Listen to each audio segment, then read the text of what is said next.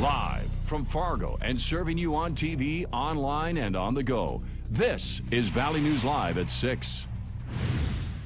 These pictures sent to us from a viewer show extensive damage to public boat access ramps on Big Cormorant Lake. It's a costly problem for people in the lakes area, but something most are used to dealing with. Good evening, everyone. Thank you for joining us. With temperatures in the area pushing near 60 this weekend and the deadline looming to remove your ice houses, the damaged shorelines could spell trouble. Valley News Team's Bradford Eric heads to Lakes Country to show us just how bad it is. This is the public boat access on the west side of Big Cormorant Lake. As you can see, the ice has pushed the plywood and the concrete up to about my chest, and I'm almost 6 feet tall. The question now becomes, with the fishing opener a little over 2 months away, are accesses like this going to be ready? The best place to look for information in Lakes Country? The local watering hole. Every year they go through this 2 weeks before, a week before the opening of fishing.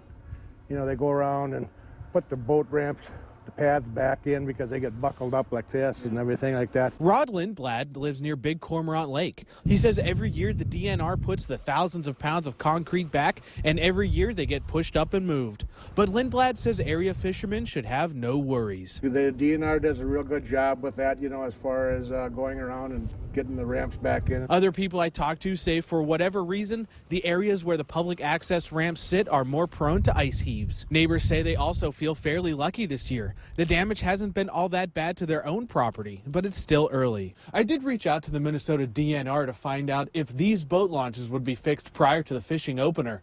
No one was available to talk with me today. On Big Cormorant Lake, Bradford Eric, Valley News Live. The date to remove ice houses from Minnesota lakes below Highway 10 is March 7th, though the warming temperatures already have many towing their shelters off lakes. It was pretty cloudy out there today. Temps seem to be falling. Let's head over to meteorologist Justin Fanfarelli for a first look. Justin? And thank you, Andrea. Good evening, everybody. So, yeah, we were cloudy and cool today compared to where we have been, especially over the weekend. Temperatures staying into the lower 20s during the morning, into the mid-20s into the Southern Valley as we went through the afternoon. We saw a few peaks of sun, got to a high into the upper 20s, now back down to 26 in Fargo, 23 at Crookston, 25 at Grand Forks, and into the upper 20s, Sisseton Oaks out toward Jamestown. Still waiting for that southerly wind to get into the valley. That will warm us up pretty nicely, seeing it out toward Jamestown, Devil's Lake, and Minot, and it'll stick with us as we go through the day tomorrow. And there are those few peaks of sun, especially from Fargo, Grand Forks, and points off to the east with cloudy skies making our way further next. Ahead of our next system, we'll see cloudy skies for tonight. A southerly wind might see temperatures rise a few degrees, and then we have some snow chances for the day tomorrow and a very nice, very warm weekend ahead. And we'll get into that coming up later in the newscast. All right, thanks, Justin. Yeah. A man is behind bars tonight after a traffic stop turned up 17 pounds of methamphetamine. The North Dakota Highway Patrol says a trooper stopped a vehicle being driven by 34-year-old Francisco Torres.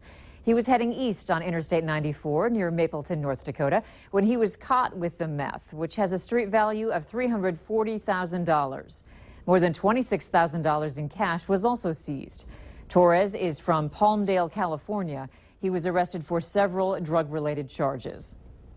A former Grand Forks Central teacher accused of having a sexual relationship with a student has turned himself in. James Whalen was booked into the Grand Forks County Jail this morning. Bond was set at $5,000. He posted $1,000 and was released from jail earlier today. Whalen's initial court appearance this morning was for the 2 charges of corruption or solicitation of minors. He has also been ordered to not have contact with the female victim. Whalen's next court appearance is set for April.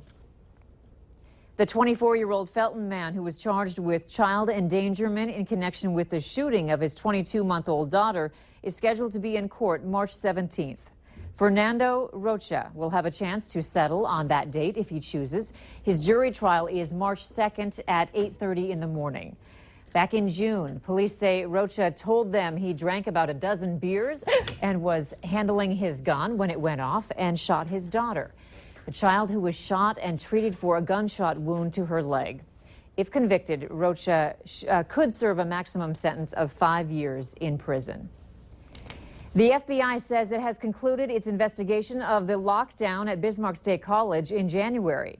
A message sent from a 16-year-old's cell phone caused the campus to shut down for more than 4 hours. A spokesperson for the FBI says law enforcement has resolved situations to its satisfaction. They say they found the 16-year-old on a school bus after the phone call. The FBI says any charges against the 16-year-old would have to come from the U.S. District Attorney's Office. The days of being sent home from school for having head lice are long gone. Multiple health organizations, like the CDC, say it's ineffective. The Minnesota and North Dakota Departments of Health recommend discontinuing no-knit policies in school districts. Health organizations give 4 reasons why students should go to school while receiving treatment for lice.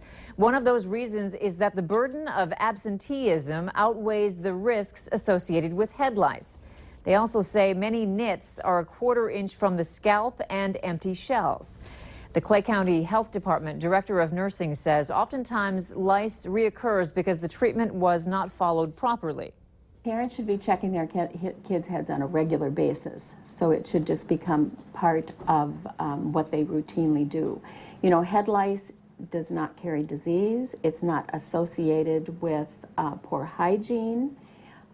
It's not dangerous. It's just something that we all don't like.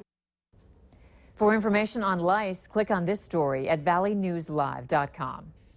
Some members of the U.S. Senate voted against a bid to add $600 million in emergency funding to a comprehensive drug bill, money that one senator says could have gone to communities in urgent need.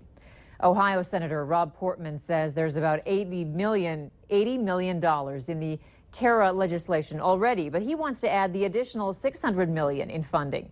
He believes Americans can't wait any longer to address this issue. His bill is called the Comprehensive Addiction and Recovery Act. It's designed to ensure that federal resources are given to drug education, treatment, and recovery programs. He believes the extra funding is worth the cost. I just think this is so urgent, such an emergency, that it's worth adding additional funds on top of that, specifically, again, for giving people more access to treatment. There's also a companion piece of legislation in the House of Representatives that Portman hopes will go through. To read opposing views, head to valleynewslive.com and click on this story.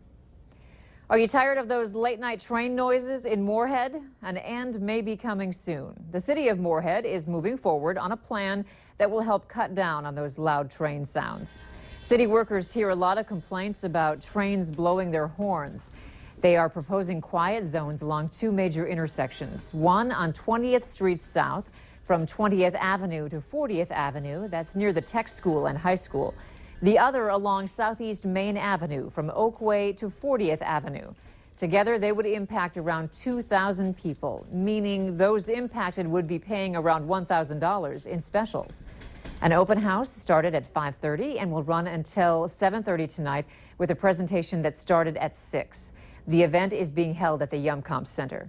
If you're unable to attend the meeting tonight, tune in to Valley News Live 10 at 10. We'll have updates on what comes out of that meeting.